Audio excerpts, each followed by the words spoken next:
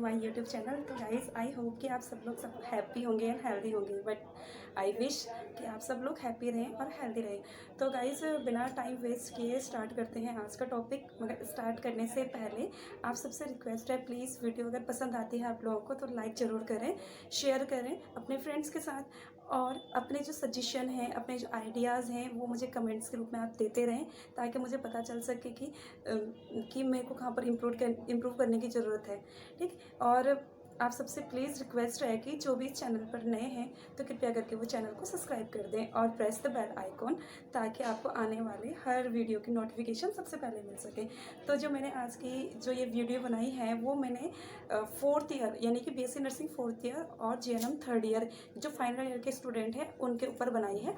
तो जो सब्जेक्ट का नाम है, सबसे पहले वो जान लेते हैं। जो सब्जेक्ट का नाम है वो है नर्सिंग मैनेजमेंट। ठीक है। जो मैंने एक ऑलरेडी इसके ऊपर वीडियो बनाई थी इस सब्जेक्ट के ऊपर, जो मैंने जिसका नाम था एडमिनिस्ट्रेशन एंड वार्ड मैनेजमेंट।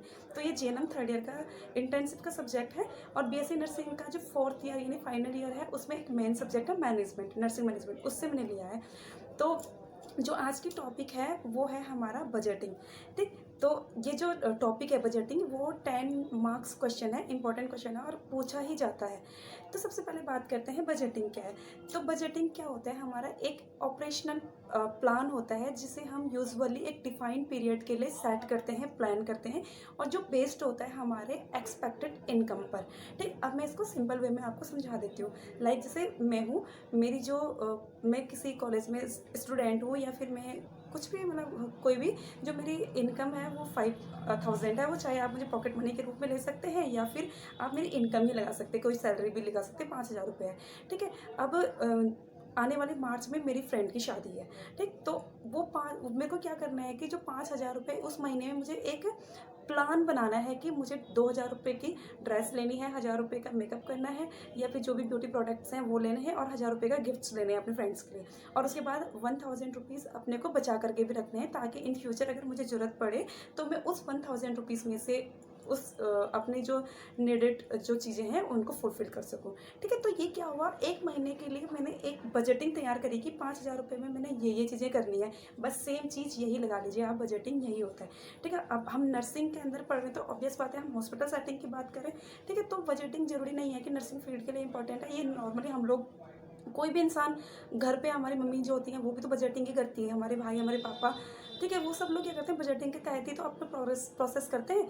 तो सिंपल उसने ये बताया है डेफिनेशन में कि एक डिफाइन पीरियड के लिए, या फिर एक डिफाइन पीरियड, यूजुअली ये 1 साल मान करके चलिए, एक डिफाइन पीरियड के लिए एक ऑपरेशनल प्लान, जिसमें हम लोग क्या करते हैं, कोई प्लान करते हैं कि हमें कौन सी चीज़ कहाँ पर यूज़ करनी है, और वो चीज़ जो बेस्ड होती है वो हमारी एक्सपेक्टेड इनकम पे होती है। तो इसी को ही हम लोग क्या बोल देते हैं, बजटिंग बोल देते हैं। ठीक। आई होप कि आपको समझ में आया होगा बजटिंग की डेफिनेशन क्या होती है। अब बात करते हैं कि पर्पस क्या है बजटिंग के, हम लोग बजटिंग क्यों पढ़ते हैं नर्सिंग में, और वैसे भी डेली बेसिस पे हमें बजटिंग क्यों करनी चाहिए। तो सबसे पहला जो पर्पस है इसका वो क्या करता है, एनहेंस करता है हमारे फाइनेंशियल प्लानिंग को। ठीक है। जो मतलब फाइनेंशियल प्लानिंग, देखो कहते हैं ना कि इंसान को उतना ही खर्च करना चाहिए जितना उसके पॉकेट में हो। अगर हम लोग हमारी ज़्यादा ड्रीम ज़्यादा बड़ी बड़ी हो तो हो सकता है कि हम पर कर्जा होगी। ठीक है। तो जो बजटिंग क्या करती है, एनहेंस करने में हेल्प करती है हमारे फाइनेंशियल प्लानिंग में। ठीक है। सेकंड चीज़ ये करती है डिसीजन मेकिंग में। डिसीजन मेकिंग सेम चीज़, वही चीज़ बोला मैंने कि अगर मेरे पास 5000 रुपये है तो मैं डिसीजन ले सकती हूँ ना कि मुझे 2000 रुपये की ड्रेस लेनी है। अगर मेरे पास होते ही नहीं पैसे तो ऑब्वियस बात है जो प्लान है शादी में जाने का वो कैंसिल कर देती, क्योंकि मेरे पास एक्सपेक्टेड इनकम भी नहीं है, और इनकम ही नहीं है तो मैं डिसीजन कैसे ले सकती हूँ कि मुझे शादी में जाना है या फिर मुझे खर्च करना है, ये सब चीज़। ठीक है। फर्स्ट था ये एनहेंस करता है हमारे फाइनेंशियल प्लानिंग को, और सेकंड है कि ये क्या करता है, हमारे जो डिसीजन मेकिंग है उसमें भी हेल्प करता है। थर्ड क्या है कि कंफर्टेबल जो एरियाज़ हैं और अनकंफर्टेबल एरियाज़ हैं उसको क्लियरली रिकॉग्नाइज करने में भी हमारा जो बजटिंग है वो क्या है, हमारे हेल्पफुल है। अब जैसे मैं समझा देती हूँ आपको कि मतलब जैसे मतलब मेरे को कहीं जाना है, मैं शादी का एग्जांपल सिंपल आपके सामने लेना चाहती हूँ, बार बार कोई एग्जांपल चेंज नहीं करूँगी, है ना।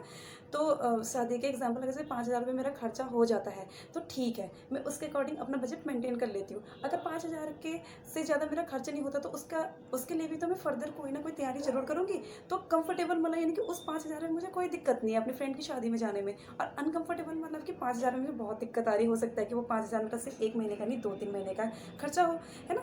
तो ये क्या करता है, जो हमारा बजटिंग है वो क्या होता है, क्लियरली रिकॉग्नाइज करने में हेल्प करता है कि क्या एरिया हमारे लिए कंफर्टेबल है और क्या एरिया हमारे लिए अनकंफर्टेबल है। ठीक है, फोर्थ जो हम पर्पस की बात करें तो ये क्या करता है, हमारा फाइंड आउट करता है प्रॉब्लम्स को, कि क्या दिक्कत कहाँ पर आ रही है, उसको भी फाइंड आउट करने में हमारी बजटिंग जो प्रोसेस है या जो बजटिंग है वो क्या करती है, हेल्प करती है। और लास्ट वन ये क्या करता है, हमारा कंट्रोल करता है कॉस्ट को। ऑब्वियस बात है, सेम चीज़ मैं इसको बता चुकी हूँ कि अगर बजटिंग हम बना करके चलते हैं कि इतना का मुझे ये चीज़ लेना है, तो जो कॉस्ट होगा वो हम लोग कंट्रोल करने में भी ये क्या करेगा, हमारा हेल्प करता है। अब नेक्स्ट जो हेडिंग्स है इसमें वो है हमारा कैरेक्टरिस्टिक्स ऑफ बजटिंग, मतलब कि बजट को कैसा होना चाहिए। ठीक है, क्या कैरेक्टरिस्टिक्स इसमें होने चाहिए, तो सबसे पहले शुड बी फ्लैक्सिबल।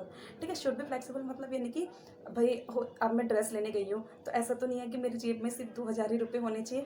ठीक, 2,000 रुपये वो एक मेरा एस्टिमेट था कि मुझे इतने की ड्रेस लेनी है, मगर हो सकता है कि वो ड्रेस 2,200 की मिले, 2,500 की मिले, और हो सकता है कि 1,800 की और 1,700 की भी मिले। तो क्या नहीं, जो बजटिंग होता है ना उसको फ्लैक्सिबल होना चाहिए, स्ट्रिक्ट नहीं होना चाहिए उसको कहीं से भी। ठीक, सेकेंड चीज है should be synthesize of past present and futures.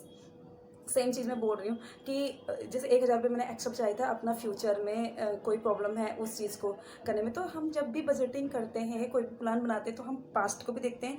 हो सकता है कि हम पे कर्जा हो तो हम लोग कहीं जाने से पहले उस कर्जे को निपटाना चाहते हैं।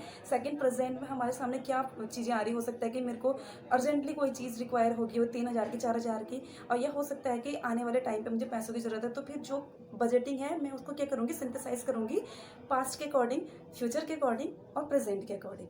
ठीक, थर्ड है इसके character should be in the form of statistical standard, मतलब जो भी बजटिंग होता है उसको स्टैटिक स्टैंडर्ड के अकॉर्डिंग ही होना चाहिए, न्यूमेरिकल फॉर्म्स में होना चाहिए। नेक्स्ट है शुड बी गोल अचीवमेंट। ठीक है, जो बजटिंग है हमारा वो कैसा होना चाहिए, हमारे गोल को अचीव करने वाला होना चाहिए, अनयूजुअल अननेसेसरी नहीं होना चाहिए। ठीक है, अब बात करते हैं इंपॉर्टेंस ऑफ बजटिंग, कि क्या क्यों जरूरी है, क्यों मतलब नीडेड है हमारे लिए बजटिंग, क्यों हमें बजट करना चाहिए, क्यों हमें बजट की प्लानिंग करनी चाहिए। ठीक है, तो फर्स्ट पहले है कि देखो बजटिंग क्या करता है, एक कोऑर्डिनेशन को मेंटेन करने में हेल्प करता है हमारे वेरियस सेक्टर और वेरियस डिपार्टमेंट के अंदर।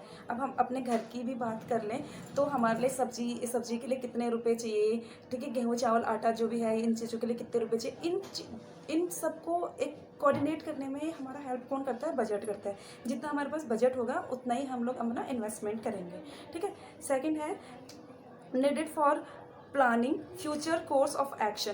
ठीक है, सेम चीज़ बोला है मैंने, बट अगर हमारे पास बजटिंग होगा, हमारे पास फंड होगा, तो हमारा जो फ्यूचर में हमें क्या करना है, क्या एक्शन लेना है, क्या कोर्स हमें चाहिए, ठीक है, उस चीज़ में भी ये क्या करता है, हमारा हेल्प करता है। ठीक है, थर्ड है इसमें हमारा डिसीजन मेकिंग में ऑलरेडी बता चुकी हूँ कि अगर हमारे पास बजट होता है तो हमें डिसीजन लेने में हेल्प होती है। ठीक है, और लास्ट वाला होता है कि budgeting tells you how much money you want to achieve anything, कि बजट के हेल्प से हम लोगों को पता चलता है कि हमें कितने पैसों की ज़रूरत पड़ने वाली है। जैसे अगर हमें किसी स्टूडेंट को या फिर कोई बच्चे को एडमिशन दिलाना है कॉलेजेस में, तो मतलब जैसे बीएससी नर्सिंग की फ़ीस अगर मान के चलो 1 लाख रुपीज़ है, तो बजट ही वो चीज़ हमें बताता है कि इतने पैसों की ज़रूरत पड़ेगी उस बच्चे के एडमिशन के लिए। ठीक, तो आई होप कि आपको डेफिनेशन, पर्पस और कैरेक्टरिस्टिक्स समझ में आए होंगे बजटिंग के। तो अब बात करते हैं टाइप्स ऑफ बजटिंग। तो सबसे पहले इसमें आता है ऑपरेटिंग बजटिंग। तो ऑपरेटिंग जो बजट होता है ना, वो हमारा किस पे बेस्ड होता है, हमारा ओवरव्यू पे। ठीक है, ओवरव्यू या फिर ऑल ओवरव्यूज आप बोल सकते हो। तो अब मैं इसमें एग्जांपल आपको हॉस्पिटल सेटिंग से समझाती हूँ। ठीक है, मान के चलिए कि हमें 1 साल में अपने हॉस्पिटल जो के अंदर जो एम्प्लॉयज़ हैं उनको सैलरी भी देनी है, हॉस्पिटल में कितनी मेडिकल सप्लाईज हमें चाहिए, लॉन्ड्री सप्लाईज हमें चाहिए। ठीक है, उस चीज़ में कितने पैसे खर्च होंगे वो हम लोग किस बजटिंग के तहत करते हैं, ऑपरेटिंग बजट के लिए। मतलब यानी कि हम लोग क्या करते हैं कि एक ओवरव्यू देखते हैं कि चलो जो हमारे स्टाफ हैं उनके लिए 1 लाख रुपए का पैकेज रखना है, मतलब इतने में सैलरी हो जानी चाहिए सबकी। ठीक है, और जो लॉन्ड्री है उसमें 50,000 रुपये, और जो मेडिकल सप्लाईज है उसमें 1.5 लाख रुपये, समथिंग ऐसे करके हम एक ओवरव्यू बना लेते हैं, और उस ओवरव्यू बजटिंग को हम लोग क्या बोल देते हैं, ऑपरेटिंग बजटिंग बोल देते हैं। ठीक है, सेकंड चीज़ है इसमें कैपिटल एक्सपेंडिचर बजटिंग। ठीक है, तो कैपिटल ये क्या होता है हमारा लॉन्ग टाइम्स के लिए होता है। ठीक है, और मेनली हॉस्पिटल के अंदर जैसे पहला जो बजट था हमारा, जिसमें हम लोग क्या कह रहे थे, ऑपरेशन बजट में हम लोग क्या करते हैं, ओवरव्यू को बनाते हैं, मेंटेन करते हैं। मगर यहाँ पर जो कैपिटल एक्सपेंडिचर बजटिंग होता है, इसमें हम लोग क्या करते हैं, एक लॉन्ग प्रोसेस के लिए हम लोग सेविंग रखते हैं। जैसे हॉस्पिटल के अंदर हम मशीनरी की बात कर लेते हैं ना, तो जैसे हॉस्पिटल के अंदर आपको पता है कि 1000-2000 की तो कोई मशीन नहीं होती ना, जो भी मशीनरी होंगी अच्छा हॉस्पिटल में तो कम से कम 10 लाख 12 लाख 20 लाख रुपए की कीमत होगी। और हो सकता है कि कभी भी उसका वर्किंग जो फंक्शन है वो अल्टर्ड हो जाए या फिर कोई प्रॉब्लम आ जाए, तो उस चीज़ के लिए क्या करते हैं हम लोग, एक फ़ंड को जमा करके रखते हैं कि कभी अगर आवश्यकता पड़ जाए तो हम इस फंड से अपने ये इक्विपमेंट ले करके आ जाएं। ठीक है, तो उसको हम लोग बोलते हैं कैपिटल एक्सपेंडिचर बजट। ठीक है, तो जो थर्ड बजट आता है वो कैश बजटिंग आता है। कैश बजटिंग नाम से ही पता चल रहा है कि कैश हमारे पास अवेलेबल होना चाहिए। एक ऐसा बजट जिसमें हम लोग एडवोकेट जो अमाउंट है वो कैश के रूप में हमारे पास होना चाहिए, ताकि हमें ऑन द स्पॉट अगर ज़रूरत पड़े तो हम लोग कैश को निकाल करके पे कर सकें। ठीक है, तो इसको हम लोग बोलते हैं कैश बजटिंग। ठीक है, नेक्स्ट आता है पर्सनल बजट। ठीक है, पर्सनल बजट का जो दूसरा नाम है वो लेबर बजट भी है। ठीक है, नाम से पता चला पर्सनल मतलब कि हम इसमें ऑन जो हमारी एक्टिविटीज़ हैं या फिर जो हमारी प्रॉब्लम्स हैं या फिर जो हमारी कोई भी चीज़ आप मान के चलो ऑब्जेक्टिव्स हैं, उस चीज़ को शॉर्ट आउट करने के लिए हम जब पर्सनली कोई बजट को प्लान करते हैं, उसमें हम घर का एग्जाम्पल भी ले सकते हैं, दैट इज़ कॉल्ड पर्सनल और लेबर बजट। ठीक है, अब बात करते हैं classification of the budget. Classification of the budget में हम लोग सबसे पहला आता है इंक्रीमेंटल बजट। इंक्रीमेंटल बजट में क्या होता है कि जैसे प्रीवियस ईयर मेरा 1 लाख का खर्चा आया है, अब इस दूसरे ईयर के लिए मुझे 1 लाख खर्च हो गया, अब आने वाले ईयर के लिए तो मैं प्लानिंग करूँगी, तो उसमें हम लोग क्या करते हैं ना, कुछ पैसे इंक्रीज कर देते हैं। जैसे 1 लाख का खर्च हुआ तो हम लोग यहाँ पर 1.5 लाख रुपए इन्वेस्टमेंट करेंगे। हो सकता है कि पिछली बार कुछ दवाइयाँ सस्ती थी, हो सकता है इस बार उसका जो मूल्य है वो बढ़ गया हो। तो इंक्रीमेंटल बजट मतलब कि जब हम प्रीवियस ईयर के बेस्ड पे कोई फर्दर जो बजट है वो बनाते हैं, मगर उसमें हम लोग अमाउंट क्या करते हैं, इंक्रीज कर देते हैं। इंक्रीमेंट का शब्द वहीं से आया है। ठीक है, नेक्स्ट चीज़ है हमारा open ended budget. Open ended budget मतलब कि इसमें हम लोग कुछ ऐसा फिक्स नहीं रखेंगे कि पिछले बार 1 लाख रुपए खर्चा आया तो 1.5 लाख रखना है या फिर 2 लाख रखना है। ओपन एंडेड मतलब जितना पैसे चाहिए होगा हम उसमें मिलाएंगे और कर देंगे, है ना। नेक्स्ट चीज़ है हमारे में फ्लेक्सिबल बजटिंग। ठीक, फ्लेक्सिबल बजट में क्या होता है, हमारा सेम चीज़ हुआ। फ्लेक्सिबल मतलब कि अगर कम पैसे की ज़रूरत है तो कम, अगर ज़्यादा पैसों की ज़रूरत है तो ज़्यादा। ठीक, नेक्स्ट है इसमें हमारा रोल ओवर बजट। ये हमारा रोल ओवर मतलब कि पूरा वही साल भर का एक एस्टिमेट हम लगा कर चलते हैं कि ये दवाई जैसे पैरासीटामोल की टैबलेट इतने में आती है, या फिर एमिकासिन जेंटामाइसिन की जो इंजेक्शंस हैं, या फिर वो इतने इतने रुपये में आते। ओवरऑल व्यूज़ हम लोग रखते हैं, उसको हम लोग बोलते हैं ओवरऑल बजट। ठीक है, नेक्स्ट है इसमें परफॉर्मेंस बजट। परफॉर्मेंस बजट मतलब क्या होता है ना, जैसे कि कोई हमारा स्टाफ है वो बहुत अच्छा काम कर रहा है, तो उसके परफॉर्मेंस के अकॉर्डिंग हम उसे कुछ सैलरी को इंक्रीज़ कर देंगे, तो उसको भी हम लोगों को एक बजट के तहत रखना पड़ेगा, कुछ अमाउंट कलेक्ट करके रखना पड़ेगा, स्टोरेज करके रखना पड़ेगा। ठीक, और लास्ट वाला है इसमें प्रोग्राम्स बजट। प्रोग्राम बजट मतलब कि जैसे कि हमें हॉस्पिटल में कैंपिंग चलानी है, या फिर ट्यूबरक्लोसिस डेज मनाना है, कैंसर डे मनाना है, या फिर एड्स डे मनाना है, तो उसमें भी तो कुछ खर्चा आएगा ना हमारा। तो उस खर्चे को मेंटेन करने के लिए, प्रोग्राम को मेंटेन करने के लिए जो हमारा बजटिंग हम लोग बनाते हैं उसको हम लोग क्या बोलते हैं, प्रोग्राम बजट बोलते हैं। ठीक, अब बात करते हैं बजटिंग प्रोसेस क्या होती है। ठीक, तो बजटिंग प्रोसेस में मेनली 3 स्टेप में हम लोग समझ सकते हैं कि बजटिंग प्रोसेस क्या होती है। तो स्टेज फर्स्ट में जो आता है, इसका हम दूसरा नाम इसको हम लोग बोल देते हैं फॉर्मुलेशन स्टेज। फॉर्मुलेशन स्टेज मतलब कि जब हम लोग अपने ऑब्जेक्टिव को फाइंड आउट करते हैं कि हमें बजट किस पर्पज़ से चाहिए, ऑपरेशनल बजट चाहिए या फिर फ्लेक्सिबल बजट चाहिए या फिर कैश बजट चाहिए। ठीक है, तो हम इसमें अपने ऑब्जेक्टिव को सेट करते हैं, फॉर्मुलेट जो स्टेज फर्स्ट है बजटिंग प्रोसेस का। सेकंड जो बजट है वो हमारा रिव्यू। ठीक है, रिव्यू मतलब कि सबसे पहले हमने ऑब्जेक्ट सेट करा, अब सेकंड स्टेज में हम लोग क्या करेंगे, रिव्यू करेंगे कि हमारा ऑब्जेक्ट ठीक है या नहीं है, या फिर हमें कहाँ पर चेंजेस करने की ज़रूरत है।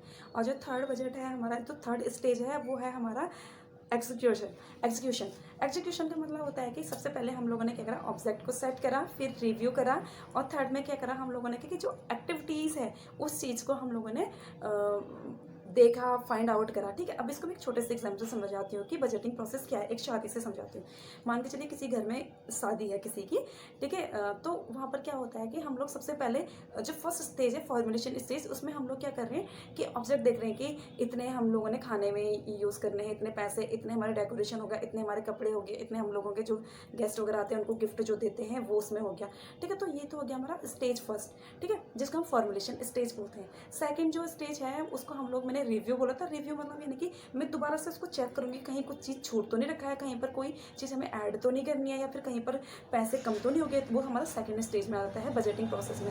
और थर्ड स्टेज में कि शादी का दिन है भाई, हम और शादी से पहले 1-2 दिन पहले हम लोग दोबारा से देखते हैं कि हमारे सब चीज़ आ गई है नहीं गई है। जो डायरेक्ट एक्टिविटीज़ हैं उसको हम फाइंड आउट करते हैं, कहीं पर पैसे कुछ रहते हैं पैसे देते हैं, कहीं पर कोई चीज़ ऐड करनी तो ऐड भी करते हैं, ठीक है। तो ये 3 स्टेजेस होते हैं हमारे बजटिंग प्रोसेस में। सो गाइस यही है बजटिंग, इसके पर्पस, इसके कैरेक्टरिस्टिक, इसके इंपॉर्टेंस और बजटिंग प्रोसेस के टाइप्स, क्लासिफिकेशन और आपका जो ये बजटिंग है उसके प्रोसेस क्या है, ठीक। तो आई होप कि आपको वीडियो पसंद आई होगी। अगर आपको वीडियो पसंद आती तो प्लीज़ वीडियो को लाइक करना ना भूलें, शेयर करें इस वीडियो को ज़्यादा से ज़्यादा, और जो इस चैनल पर नए हैं तो प्लीज़ चैनल को सब्सक्राइब जरूर कर दें, और अपने जो आइडियाज़ हैं, अपने व्यूज़ हैं, उनको मुझे कमेंट्स के रूप में आप देते रहें। और thank you so much guys, thank you for watching the video, thank you so much.